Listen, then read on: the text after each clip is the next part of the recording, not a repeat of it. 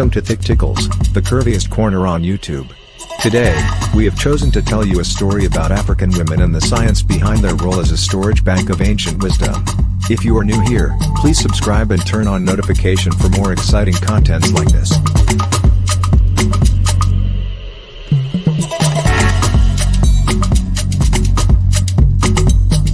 Long before WhatsApp messages and university degrees, in the days when men still asked permission from the talking drum, there lived a people who knew the truth.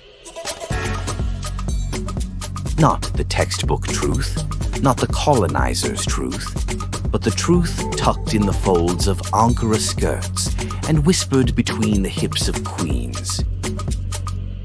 The elders would gather beneath the baobab tree, moonlight washing the earth in silver, and say, "Child, if you want to understand greatness, follow the curve of the bum-bum."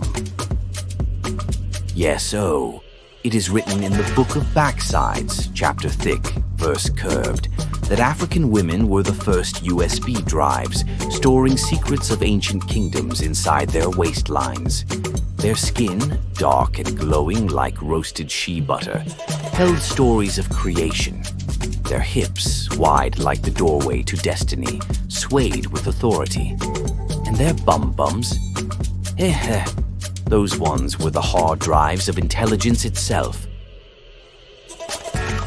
The ancestors, mischievous and wise, once decided to portion beauty and wisdom.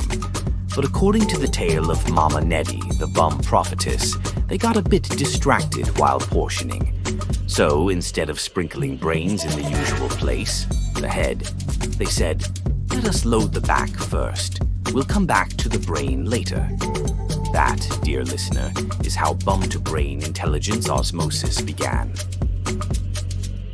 Now, scientists may argue, but in African villages we know the truth. Behind every child who solves quadratic equations in their sleep is a mother who balanced cassava on her head and still had time to shake what her ancestors gave her at the village wedding. The bums weren't just for dancing.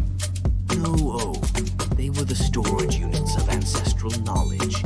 As the elders say, a woman's backside is the blackboard where culture was written. Her rhythm preserved ritual. Her twerk was a translation of tribal memory. Her cooking, a lecture. Her lullabies, a PhD in emotional intelligence.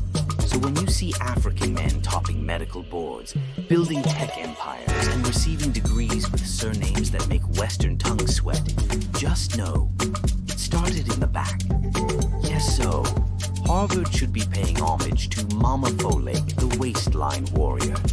They are out there giving honorary degrees, when really they should be giving waistline awards. Because behind every first-class degree is a woman with first-class hips. IQ, it stands for Inherited from Queen. Take, for example, Nigerians in the UK and US.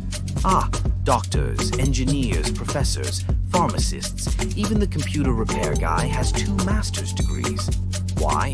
Their mothers back home stirred ogbono with one hand, balanced fufu on the back, and downloaded success through their waistlines. Auntie Bunmi once said, "My son is now a surgeon in London because I breastfed him with sense and backed him with grace."